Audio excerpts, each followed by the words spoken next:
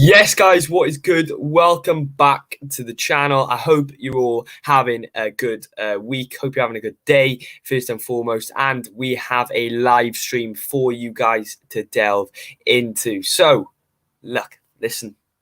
This is the game in which Liverpool drop points away from home, but all that and more will be dissected throughout the live stream. But it doesn't stop there. We have the one and only, not Ben today, not Salah. We have the very own Wakar. How are you doing, Wakar? It's very nice to have you back on, bro. Very nice to have you back on. Happy to be back here. Talking about the best club in the world. 100%, bro. Best club in the world. That's the business, mate. And we had to get the OG in Wakal back on the channel. But kick-off question, guys, please, before we get involved, drop a few discussions, drop a few chats to get involved in the discussion, drop a few comments, get all that. I want to hear your thoughts because we're going to be talking about some very controversial stuff. So, guys, strap your seatbelts in, get ready. You know what I mean? You know what I'm trying to say to you? It's going to be an eventful one. So strap your seatbelts in, get comfy because it's going to be a nice one. It's going to be a good one where we break down what was a very eventful day yesterday with Carl. Obviously, we've seen Liverpool draw against Tottenham, but over the whole weekend, we've seen 6 out of the 10 games postponed due to COVID reasons. Now, although Chelsea and Manchester City, 2 of which are rivals, did play, we have to talk about the implications around the top. So we found out Chelsea drew to Wolves, and we also found out that Manchester City, undoubtedly thrashed Newcastle. That was expected. The Chelsea result, we're starting to see Chelsea drop points quite frequently. And, the league's not going to be won at this point in the season, but it can be certainly lost. And Chelsea dropping needless points at positions which you'd expect them to win, regardless of not whether they have a COVID outbreak or not. How would you react to the results? Obviously, we found out we're 3 points behind Manchester City. We're also 3 points ahead of Chelsea. So overall, thoughts on the 2 games that we've seen apart besides Liverpool, and what are your thoughts on the league table as it stands? Obviously, Man City, they're just doing what they always do, win games. We can, before a game, every game Man City play, I'm like, oh, hopefully they lose this one. Hopefully, they drop points here. Hopefully, they don't get a win here. But every time they get 3 points. Obviously, I've been, since the start of the season, I've said that it's going to be, well, in my prediction, I put Chelsea above City, but in the last couple of weeks, I've been saying it's going to go back to 18-19. It's going to be Man City, Liverpool just competing for the league. I just think, Chelsea, they're just even with their COVID outbreak, they should be beating Wolves. They had Kante, they had Kovacic, they've got their backline. But the problem that I have, well, if I was a Chelsea fan, I'd be worried that, you've brought Lukaku in, but he's not really, he's not scoring goals for them, they're being really well. He's had a tough start, mate. He's had a tough start. Yeah, he's had a tough start. Yeah, their defense has been great, but their attack is miles off it. And obviously, I think, we're in December, anything could happen. We still got, 6-7 months to go till the league ends or whatever, but they can surely be out of the title race if performances like this continue, because it doesn't take very long, because Liverpool, Man City, they're both really consistent teams, and Chelsea, they haven't, well, they're showing signs of not being consistent, and obviously dropping a few points here and there. Man City, that's a long way away from Man City and Chelsea in terms of points, because if we do drop points, we drop points and then manage to go 10 wins in a row or something. Yeah, exactly. And I think this whole ideology that Manchester City, though, are this indestructible team with immense amounts of depth. I mean, we've seen that with, the Chelsea game.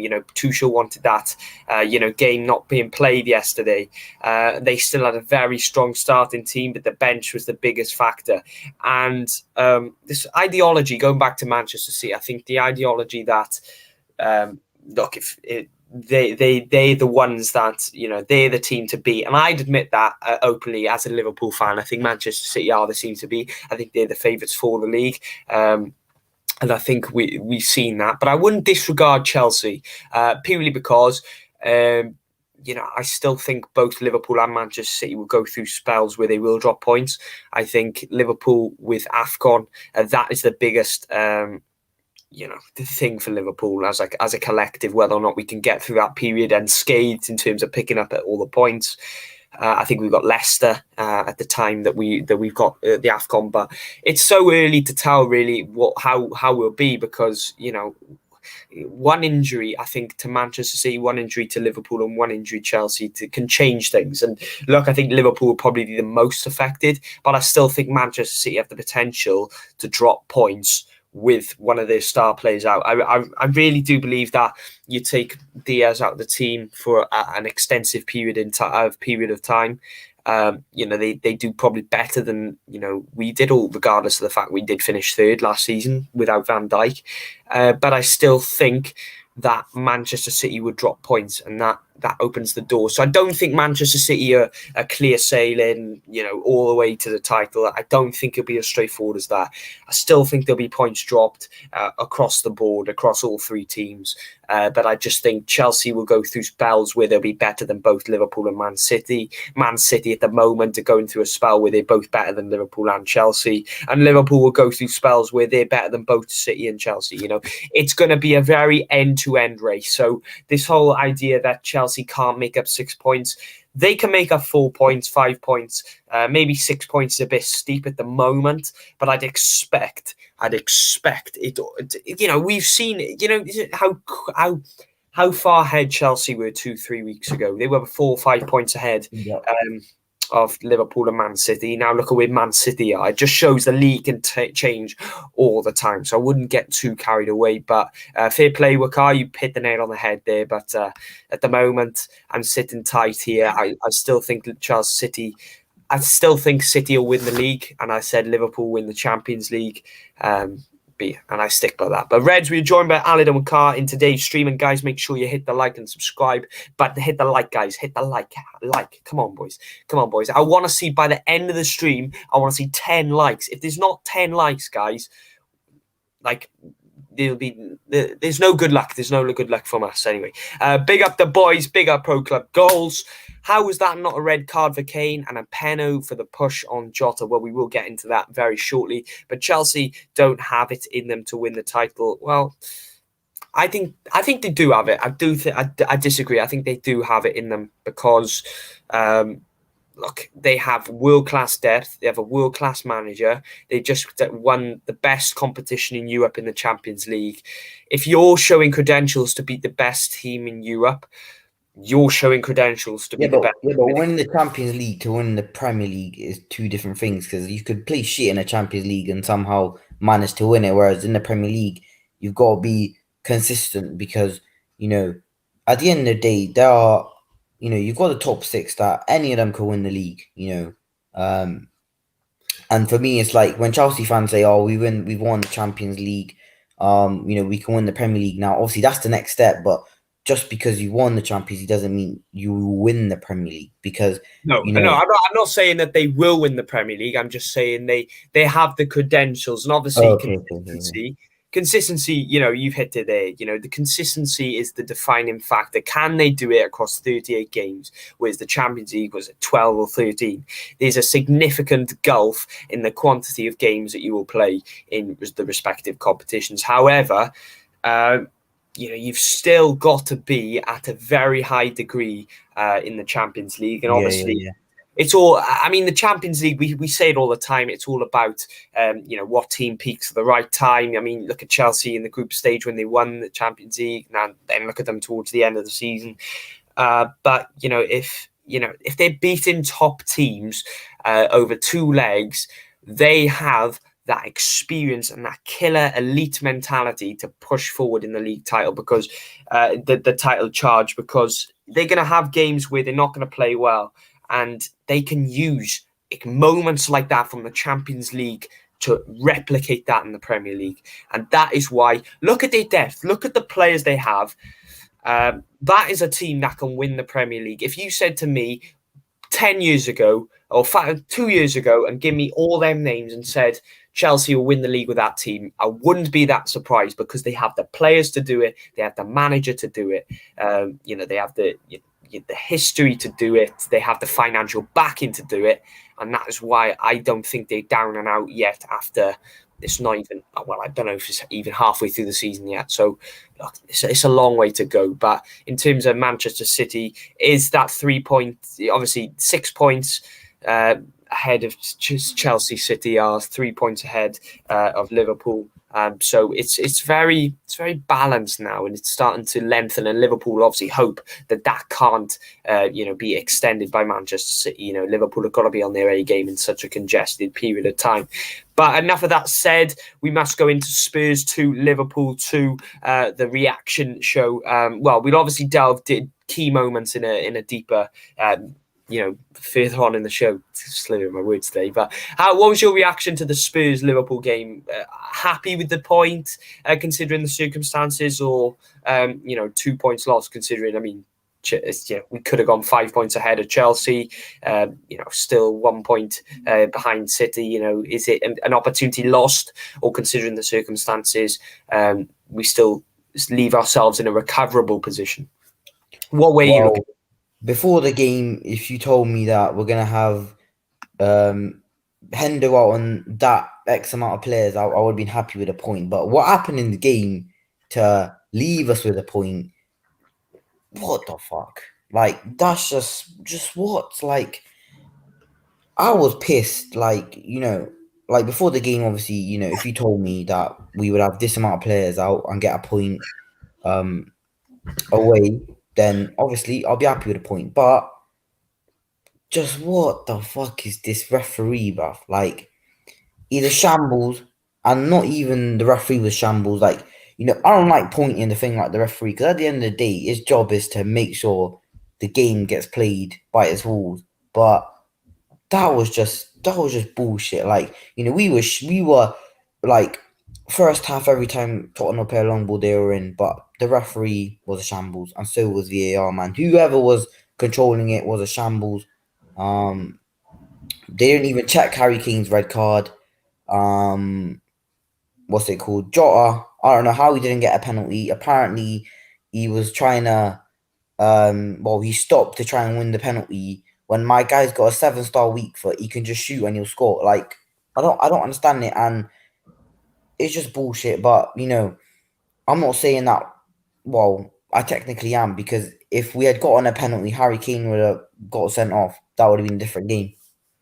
Yeah, exactly. And I actually think.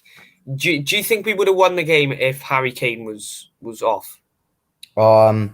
Considering Spurs would have dropped even further back. Yeah, no, I think if Harry Kane got sent off, we were more likely to win the game, because Harry Kane played a crucial part every time the ball was going forward, because he was the extra man there, and obviously it's Harry Kane. You don't want to leave him unmarked, so someone's got to be wary of him. And if he was off, then they wouldn't have that extra player, so it will be a bit easier. And it's just, I just don't understand. Like, how does he not get sent off? Like, if that's anyone else, it's a red card. Do you think the fact that Harry Kane was England captain? Yeah, I think it's what's it called? It gives him a good reputation, and because he's the post. Like, what's it called? I've not seen any interview or any newspaper headline saying Harry Kane should have got sent off or whatever. But obviously, I hate Paul Pogba, but when he got sent off, all I was seeing was Paul Pogba red card, Paul Pogba red card. He did get sent off, but Harry Kane, he just gets treated differently. Surely if you're the guy interviewing him, like most of the time they would, try and get out of them to say, you manipulated. Yeah, you just letting him say what he wants and get away with it. But and obviously that's what I mean. If it was like anyone else, like even another Tottenham player, he would have got sent off. But England's captain Harry Kane. You know, Yeah, I'm going to be slightly controversial and say we wouldn't have won the game if Kane got sent off, because I feel the build-up play, linking the midfield to the attack, obviously it was a much changed midfield yesterday. I think the fact we were just lumping balls into the penalty area, they weren't accurate most of the time, apart from the Trent one to Robbo or the Robbo one to Jota. It was so frustrating doing the start, watching us attack and attack and attack, and build up play, and then all of a sudden we whip in a ball, and yeah, it just wouldn't go to the right man. It was frustrating because then they'd catch us on the counter attack. And how impressed were you with Ibra Kanate? I mean, Kane scored the first goal. Kanate had a brilliant block seconds before that opener. But how would you react to Kanate's performance over the past few weeks? I mean, he's really stepped up to the plate. He showed good leadership, organisation skills, and how promising is that for his future as a Liverpool player? And how far do you think he can go? I think he can go really, really far. I think in the future, he could be our first choice centre back with whether it's Gomez or someone else. But I think he's really stepped up. Obviously against Norwich, I was a bit worried. But obviously he stepped up, and I think for Kane's goal, a lot of people are blaming him. But I think if you had Fabinho that in the midfield, that pass would never be on. But obviously, you know, but he has really been playing well. I've been impressed with him. Yeah, exactly. He showed good skills. I mean, and I'm excited for his future as a Liverpool player. And obviously, Harry Kane tucked away. You can't give him that opportunity. But Spurs had their opportunities to run riot with it, didn't they, Wakai? I mean, they kept coming and coming and coming. Dele Alli had an opportunity which he should have put away. Credits to Alisson. And then you had another opportunity in which Song couldn't quite direct it on target. I mean, culminating the fact we were creating chances for our own, but just not as key cut. They were never materializing into efficient chances in which they weren't eye-opening opportunities like Harry Kane in the second half. He didn't get it on target. It's very, very. It was such a different game that we were all anticipating going there, and that was purely based on the fact of the team selection, and that is why I've said that they would have been a draw, because the link-up play was definitely lost. And Wakar, what is the bigger loss to Liverpool at the moment, right? We had Fabinho, Van Dijk, Curtis Jones, Fabinho, Virgil van Dijk, Thiago Henderson, and Curtis Jones. Is that all of them? Yeah, that's five, isn't it? Who do you think is the biggest loss when you take them out of the team? Do you think Van Dijk is the biggest loss? Obviously, the worst case scenario is we had both of them out. But which one is if you had to choose one, which unfortunately had to sit out, which one would you choose? Van Dijk or Fabinho? Van Dijk, because obviously, you've got Konate, you've got Matip, we've got players that can play well at centre back. But Fabinho, this guy's just a different gravy. He's just built different. Yeah, it's like in games, he just does things that other players don't do, and you can see sometimes in games where we lead and we get a bit complacent, and they'll play a pass, but it gets intercepted by Fabinho, and that's because he's read the pass, he's read the game, and I just think that if Van Dijk, we can play well without Van Dijk. Is what I'm trying to say. With Fabinho, we can play well, but if we had Fabinho there, we would give the other team a beating, because he just stops the ball. He just wins the ball in the midfield and he just plays it forward.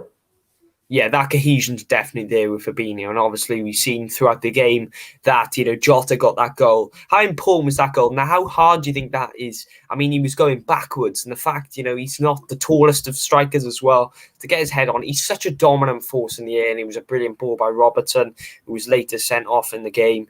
But I think going into half-time, I think considering it was 1-1, I think it was a big plus for us, because I think we weathered the storm, because it could have been 4-5, easily, with some of the opportunities we were giving them. But, I mean, we got the goal. How would you react to the goal? The goal, Jota and that. But how was it? How did you react? Honestly, mate, this guy's underrated. it was just underrated goals. Like, my striker, what's it called? He's just like, if you give him a chance when he needs to score, he'll score it. Like, he's just, I've been really impressed with him, especially considering that I wanted Timo Werner back in 2020, but yeah, but he really has lived up to. Well, he's exceeded my expectations. Scoring goals when we need goals in the moments, and he's just fantastic. Like, I can't put it into words how good this guy's finishing is when he wants it to be good, because you've seen against Wolves that he can sometimes forget how to finish, but when he's scoring goals, and he's just whenever he wants to finish, he's just a marvelous player, man. He's a marvellous player, and obviously he's very good. I mean, your man is Bobby Firmino. It's important that he keeps rubbing the net in terms of Jota to try and push Firmino. I mean, because the best we've seen from Firmino is just totally been based off the effect of Jota to this team. So the longer that Jota keeps rinsing the net with these goals, the better Firmino will be, and then the bigger the headache for Klopp, the better Liverpool will be. So, I mean, he does join the pieces, he does create the links for team selection, and does provide that availability that will be efficient come match day. But I'll just run through a few comments before we go into the second half analysis. But overall, a lot of people saying so. Chelsea, big up to everybody as well. Make sure you guys smashing the likes. Thank you for watching so far. Hit that like button, hit that subscribe button if you haven't done so already. And yeah. Between us and Man City, says the Goals Live guys. Chelsea have a very strong team, says Car Battles. City have the biggest squad depth, so wouldn't be surprised if they win the league again. Yeah, I think it is going to be one of those seasons which is going to be told on depth, and I think our deficiencies in the transfer market will finally show up towards the latter end of the season. January, February time is when I think they will show, because we've never really been comfortable in them positions. But smash that like button, as I said. Subscribe if you're new. Completely different game if Kane would have been sent off. Adam coming in with his input. He said he thinks it was just English bias towards Kane. Agreed, bro. I think it was. He said Fabinho missing was the biggest loss. So yeah, I mean, a lot of people saying Fabinho in the chat. He said we probably would have got a clean sheet if Fabinho was there, to be honest. But I mean, it was a game in which we evenly matched Tottenham, which were coming into this game fresh, wanting to put a marker down at home. I mean, it was a very difficult away game. I think people are forgetting the fact it was a very tough game with a full strength team, and to go there, seeing all the the curveballs and the change in tactical planning of this game, I think we'll take the result, considering we had 10 men for the latter stage of the game. We had Tyler Morton in the midfield, and that's no discredit to him, but it's significant. It's a significant gulf in quality, gulf in experience when you put Tyler Morton in a game of this stature compared to what you would have done with Fabinho, Henderson, and Thiago. So those selections would definitely play a part. It definitely takes time to adjust, and that was the problem. But he thrives with world-class players. Remember, we were missing a lot of players yesterday. So for me, a game is won in midfield, and I think that was why the game was so open, Wakar, wasn't it? Don't you agree? The fact the game was so end-to-end was down to the fact that it's because the midfield was a lot sufficiently weaker than it would have been, and had it would have been the full strength team, we would have dominated that game. It would have been convincing. I fully believe we would have put 2 or 3 on them, because we would have stopped the counter-attacks at source. But obviously, second half came, scored a goal, lovely play, interlinking play. Salah, controversially hit his hand in the build-up to the goal, but lovely ball by Trent into Robertson, who just directed the header into an open net. But should have been that being chalked off? I've seen a lot of Spurs fans saying on social media that the game was influenced by Klopp. Going speaking to Paul Tierney in the tunnel influenced that decision. Would you agree with that? And do you think that incident right there was controversial and should have been chalked off?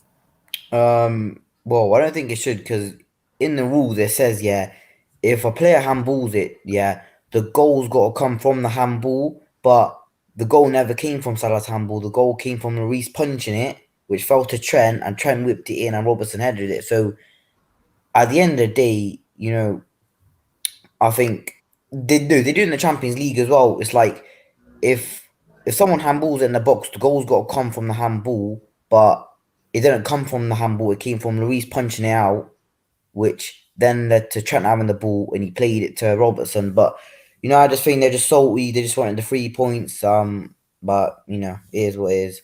It is what it is. I mean, it's one of those where we'll happily take it, but I don't think it was anything that really significantly changed the play, to be honest. And I think it would have been very harsh and typical if it would have been chalked off, considering the referee and officiating decisions. But yet again, consistency is the thing we're crying out for. I mean, we've seen 2 incidents, one in the first half, one in the second half, and you went into Paul Tierney, and I have a soft little, I don't have a soft, I'm talking cap here, right? Paul Tierney is not fit to referee a football match ever again. Look, I don't know why Klopp singles out Paul Tierney like he's the only bad one. They're all shocked. They're shambolic, every single last one of them. They're for the best league in world football to have the worst referees, to have VAR there. That's not the problem. It's whoever's using it, whoever's controlling it, because we see week in, week out, loads of penalties being given, and then we'll see no penalties being given the following week. No, these penalties have got to be judged based on the intent and the end product rather than the quantity of penalties given. I'm sick and tired of seeing these challenges go under the carpet and then come a week, everyone will forget it because there'll be a decision in which will be given. It's just highlighting the inconsistencies week in, week out. And Chris Kavanagh's on VAR. We've never had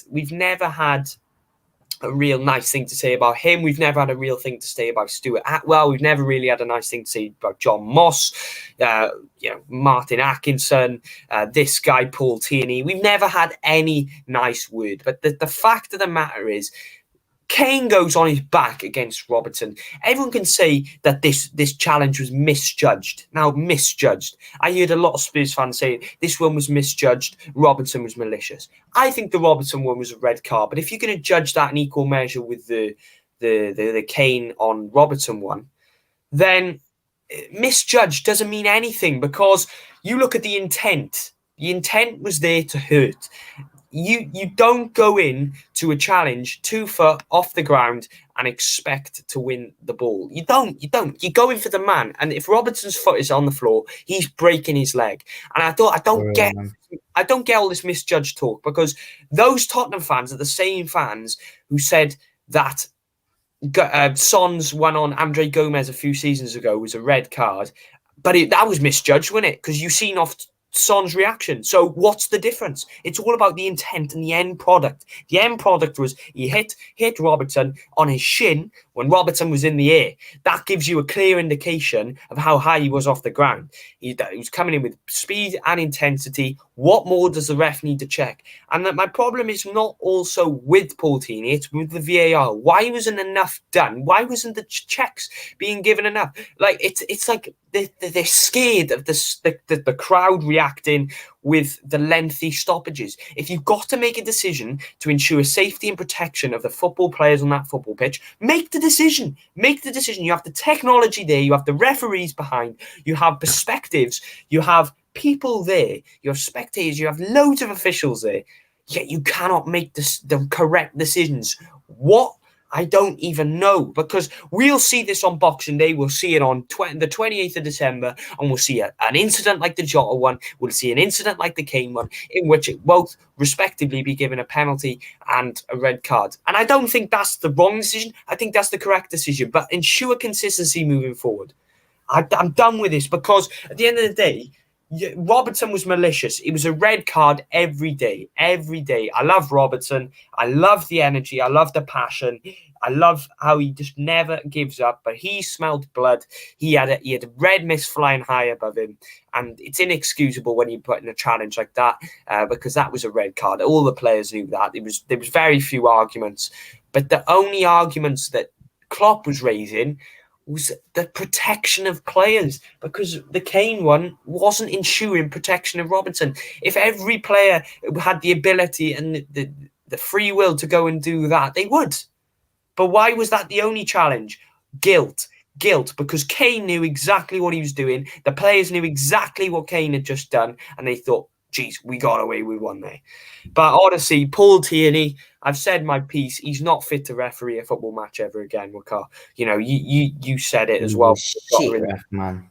Like, He's crap, isn't he? you He's know, crap. what's it called? I can't remember who it was, yeah, but it was like a former Premier League ref said that what's it called? Wait, you can't speak. I'll try and find it. Yeah, okay, no worries, mate. I'll just go through the comment section down below. But just because Kane is England captain, he got away with it. Yeah, that's any other player on the football pitch. They get sent off.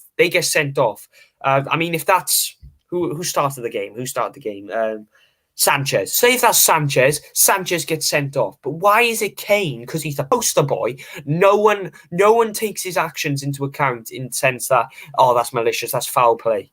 I don't get it. Robbo's my man of the match yesterday. We will go into some player ratings very shortly. Shame he's facing a 3-match ban. Yeah, he's facing 3-match ban. That means he'll miss Leeds, Leicester, and Chelsea. How much of a significant No, he blow? doesn't miss Chelsea because the Carabao Cup also counts Oh, does it? suspension. Oh, is Yeah, it? Oh, that's good then. That's good. But I mean, it's important 3 games and probably opens the door for Tsimikas to come into play. How confident are you that he can fulfil that role that Robertson has obviously departed from for 3 games? And how confident are you that we won't see any change and dip in quality? I love him. He's just a perfect Robbo backup. He doesn't mind sitting on the bench. And he does plays really well. But for me, yesterday he kept trying to pass it to Salah. Like, I know he's your mate, but just go on, have a pop, man. But I think it's also to do with his confidence levels. I don't think he's that confident to take a shot from there, because if that's Andy Robertson, yeah, like, the pass to Salah, it's a 50-50. You're 2-2 towards the end of the game. If you're at Anfield, the fans will tell you to shoot. So, should have had a pop. I've also found the thing is Mark Clattenburg said, by jumping out of the way, Robertson avoids serious damage. Kane gets away with his lunge, as referee Paul Tierney shows only a yellow, with VAR Chris Cavana deciding it's not a clear and obvious error. I'd have shown Kane red. Just because you're England captain doesn't mean you have any special leeway to commit bad challenges. I never treat important English internationals any different. And that just sums up there. Yeah. Clear and obvious. Yeah. Oh, I hate them words. I absolutely hate them words, because when they're putting them in the same sentence, you just know a situation has gone on, which is controversial. Clear and obvious. What is more obvious than the fact the ball is up here, Kane's feet are off the ground, and Robertson's up in the air? Like, we can all put freeze frame on it, but if you want to go in slow motion, split screen, freeze frame, all situations will prove the point that Kane should have been sent off based on the speed he went in, the intensity he went in. I mean, the guy went 10 meters after the tackle. That should give you a clear indication on how far he went and how fast and intense he went into the tackle. I mean, there's no intent to win the ball. I get it. It's a fiery game. Man. I get it's a fiery game in which you've got to impose your personality in the midfield. But if you're going to go through him, go through the ball as well as the man. Don't just try and aim for the man, because, look, I mean, he's lucky. We're lucky that Robertson jumped in the air. That could have been serious damage. And we could be talking VVD all over again. We could be talking VVD all over again in the sense it would have been a long-term injury. But it's the Jota one as well. The Emerson Royale guy, who was involved in both controversial decisions on our part, lunges into Jota with his arm. What I don't understand is, why would you do that as a defender when the ball is on Jota's left foot? He loves to shoot with his preferred left foot. Emerson Royale's on the other side of the man. What use of the arm is going to enable you to get between you and that man and the ball? Like, what is going to give you the opportunity to get that ball? The only thing you're doing is putting your arm there to try and push him over to get the ball.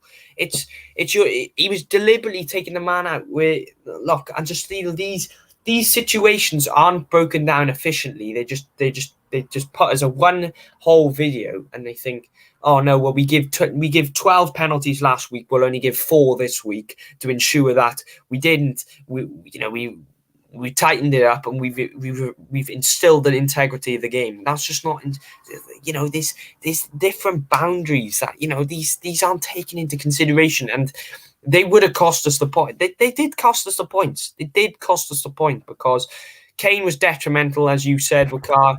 I mean, we would have scored more goals, but yeah, again, you could look at it on the other side of the coin. Spurs, had they would have dropped deeper. They were playing that 5-3-2 formation, and it always would have been difficult. But guys, smash that like button and subscribe if you are new. But Robertson, I mean, he had a goal, assist, and a red card. I mean, Diogo Costa will be very happy of that performance. I mean, that is Diogo Costa-esque. Obviously, player ratings, we will go into that. But obviously, rate the back five. I mean, we must talk on the Alisson incident actually before.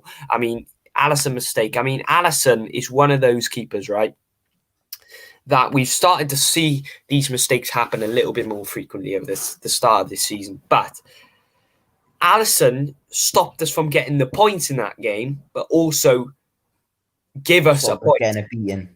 Yeah, like he saved us and lost us the 3 points as well. I mean, that guy, it would have been 4-0, 5-0 by half time if we went for that guy. I mean, the saves he's a special goalkeeper in the words of Gary Neville. But Alisson, what are your thoughts on his performance? I mean, very mixed bag if you take into account the mistake. But I mean, that's all going to be forgotten based on that mistake. I mean, he was incredible yesterday. Had we got the 3 points, he would have been talked about and glorified as probably the best keeper in the world by some. Well, for me, it's like, considering how the game went, and not being biased or whatever, I've come to the conclusion that he did make a mistake, a very big mistake, but considering what he prevented, which was humiliation against Tottenham, and Tottenham, I don't think they've won a game at home this season or scored a goal at home or some shit like that, so making that mistake is very big, but for me, he did enough to not make me want to scream my head off. But yeah, for me, it's like it's a big mistake. But the saves he made, the goals he prevented, the amount of chances that Tottenham had, clear-cut chances that if he gave to one of our players in the back of the net, he did pretty well. And obviously, the mistake, he did make a mistake, but if I don't think, say if I watched the game not as a Liverpool fan and gave my honest opinion, I would say it should be a draw. And, it did end up being a draw. And, at the end of the day, it's football. You're going to win some, you're going to draw some, you're going to lose some. And that game, it just summed up our game. I think we had parts where we were really good. And then, silly mistakes like that was just, horrendous, man. But it is what it is. And what would you give Alisson out of 10? I mean, had he won the game, had we won the game, I'm sure you'd be getting a 9, maybe even a 10 out of 10. I'm going to give him a 7.5. Yeah, I'd agree. I would give him a 7, but I'm giving him an extra 0.5 for that pass he played to Tsimikas, I think it was, or Mane, because that pass was Ederson-like. And, this is the problem I have with certain, especially Gary Neville. This guy, he will talk about Ederson making a pass like that, but as soon as any of the goalkeeper, he just doesn't say anything about it. Yeah, exactly. And I've gone for a 7.5. I think that's a fair enough assessment. Big up to Swans Talk TV. Says absolutely. Ali's the best in the world. Yeah, I don't know if he's been the best in the world this season, but over the past few years, he's definitely been the best, and much better than the other Brazilian one in the Prem. Pitaluga. Who's Ederson? Why is people saying Ederson? Who's that guy? Who's that guy? Pitaluga is much better than him, mate. But the back four, we've got Trent, Andy Robertson, Matip, and Konate. I'm going to go, right, so we got the Robertson one. That's the biggest talking point of the back line in particular. I mean, he gets a 10 out of 10 if he remains on that football pitch, even if the draw stays the same. But I think I'd probably still give him man of the match and give him an 8 out of 10. What would you say for Robertson? I'd say 8 out of 10. What, Robertson, I'm gonna give him an 8 as well. I just think he had a great performance, but as a human, surely I was losing my head and I wasn't even playing the game. So I just think that you know he shouldn't be making a challenge like that because he could have seriously hurt Emerson Royale. But I think as a human, everyone's losing their head, and you know making a challenge like that, it is something Robertson would do because he's just one of those players that you know he has got lucky in the past, considering he does things that are not serious, but it's not like it's gonna hurt someone, but it's like he could get a little booking for that or whatever. But I'm gonna give him an 8 as well. yeah, 8 out of 10 is a fair assessment. A lot of people talking about Ibu Kanate, so we'll go to the Ibu Kanate one. But goals I've guys sums it up personally. We need to be beating Spurs, but in this 100%. a point will do. Yeah, I mean, if you showed me the team that we had coming into this and showed me the situation going away to Spurs, who were going to be fresh coming into this game. I mean, there's a lot of names that we talk about. I mean, Keita, big talking point, coming back from injury. I think he crapped himself on a few occasions going into a few challenges, and with the injury record of him, you probably can't blame him. But when you're playing for Liverpool Football Club, he knows the expectations high by now. He's been here a few years now. He knows that for a club of this stature, you cannot be backing out of tackles. It's just you cannot do it. Exactly. But we'll go to Kanate. I'm going to give him authoritative. I think he was probably better than Matip overall in the game. I think Matip got caught out a few times, although Kanate's side did get caught out in the first goal, and it was Matip's for the second goal. But look, I'm going to give Kanate an 8.5 and probably a Matip an 8. Would that be fair enough for the two centre backs? Any change? I agree. Konate was just amazing. Matip, he was getting a bit caught out, and I think maybe it is time Konate starts getting more games alongside Van Dijk because, in the games he has played with Van Dijk, especially against Brentford, he was making mistakes, and Van Dijk was just there, doing his bit. But if you just put Konate with Van Dijk, bit more security at the back. Yeah, exactly, guys. Big up Kai, you said it perfectly there, mate. But how many likes are we on currently? I'll just check now. We're on 8 likes, guys. If you haven't liked the video yet, please hit the like button. 1 to 10 likes before the end of the video. But we will go to Trent Alexander-Arnold, and it wasn't.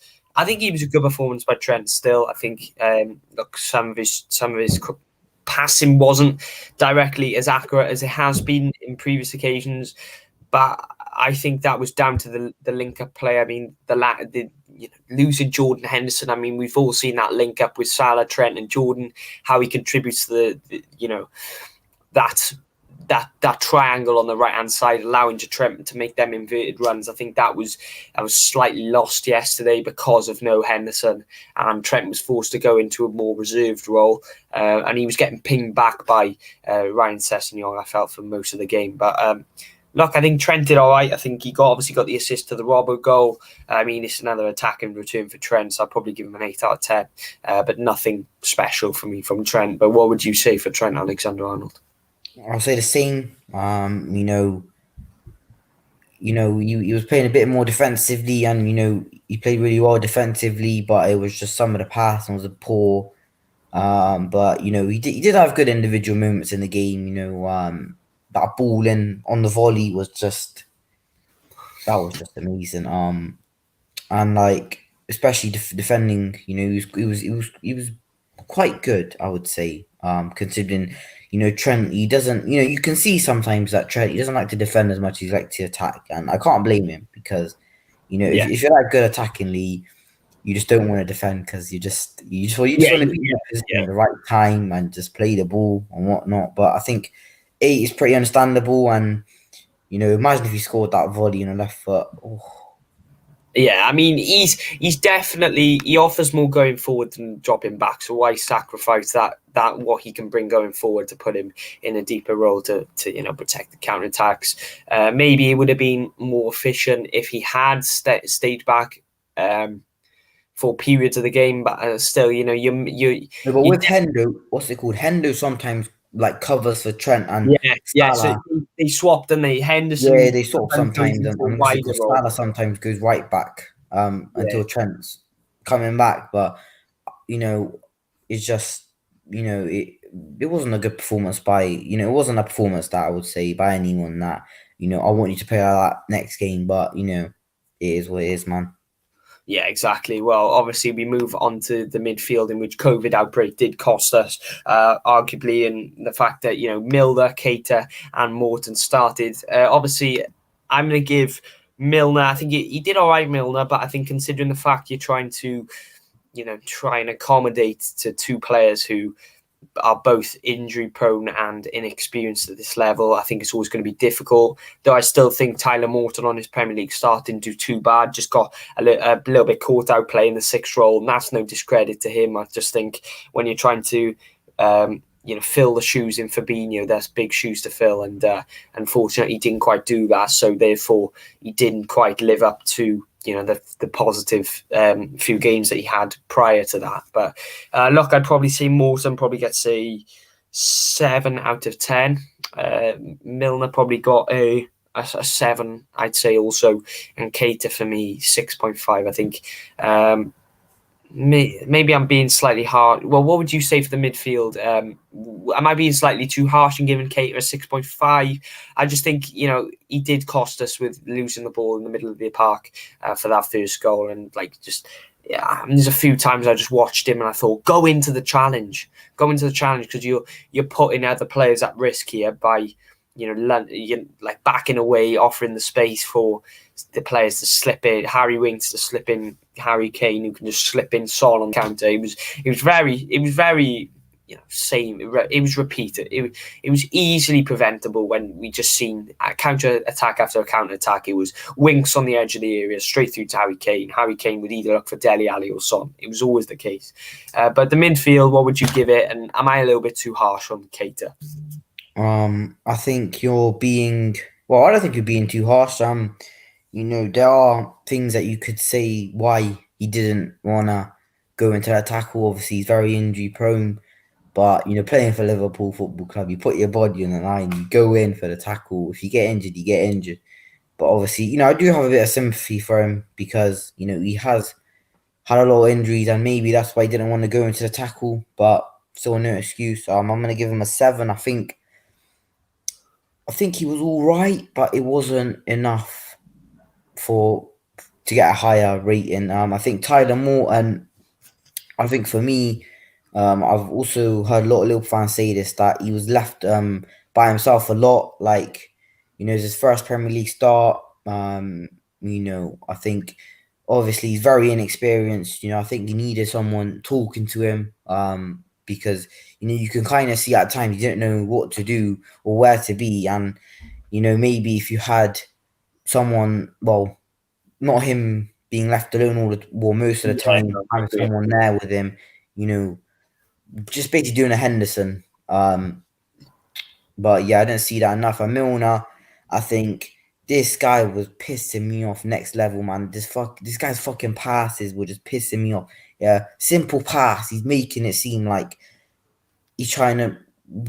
He's the passes were just so annoying. He just kept giving it away free, and it was just annoying performance, man. It was just like I wanted Ox to come on, like you know, I was just like, this guy, is he playing for Tottenham or what? Every time he was playing on our left hand side, he would just put it sideways. Mane's there. Emerson Wales on a yellow card. Just give Mane the ball. Mane, he will bend him over and just he can't pull him down because of his red card. It's just not good enough for Milner, in my opinion. Maybe I'm being a bit too harsh, but he was pissing me off, man. Like so many times, this guy was going sideways, backways. Just put it in one. Just give it to Mane or to play it forward. Just do something with it, but not enough for me. Trev, he's having a go at your Milner, mate. He's having a go at your Milner. He's going to be going to your ends, man. To be fair, Milner is one of those characters where you know what you get with him, but sometimes he can frustrate you, but sometimes he's everything a team will need in different situations. And I just think the reasoning for his selection was to add a bit of stability to that midfield due to the fact it was Keita and Morton who were the only ones left. I feel like if you put Alex Oxlade-Chamberlain in there, I felt having Milner in that team meant that, I don't know how to word this. I mean, if you had Oxlade-Chamberlain, Keita and Morton, I'd be a lot more anxious because who's that anchor man? Who is that guy who's really going to offer that composure? Because I think having Milner in there does allow you to bring that leadership qualities, to bring that experience level. It can definitely have an effect on the performance of the midfield, and I do believe it was frustrating in different elements from Milner as a whole. But to be fair, Milner's passing was okay, says Swans Talk TV, though he says he agrees with Wakar in his latter point. But Naby lad time might be up at Liverpool. I think he was up 2 seasons ago personally. But Milner put in a shift, says the Goals Life guys. He does put in a shift. But sometimes the decision making, I feel, sometimes he just plays a little bit too reserved, and that's just the quality of player he is. But he's a quality player, but for a different environment in terms of a different scenario. I mean, if we're chasing a game, you wouldn't bring on Milner. Milner's a guy that shores the ship, allows you to retain what you've already got. But 1 like away from 10 likes, guys. You just heard it here. Pro Clubs Goals says 1 like away. So, guys, if you are here and you haven't liked the video and you haven't got, you've got an account, mate, subscribe and also like the video. Get your mum to subscribe, get your nan, get your dog, get everybody to subscribe to L5 Star FC. You know what I mean? But COVID didn't really help with the squad. Yeah, exactly. But it is what it is. I mean, every team will go through their fair share of COVID, the impact of COVID throughout the season. But the front three were Mane, Salah, Jota. It was a very strong attacking force. Mane, Mane did play all right, but it's another game goes on where he doesn't pick up a goal. His goal streak without a goal lengthens. Salah, had his goal involvement streak halted, and Jota was the big performer. But I'd probably give Jota an 8.5, Salah a 7, and Mane a 7 also. I felt they weren't as involved as Jota in particular. But what would you say before we wrap up the show? I think Mane, I was saying to my dad that Mane, he's playing all right, before he started pissing about with his poor decision making. I think he's lost that confidence that he used to have in 1920, where he would just run at players.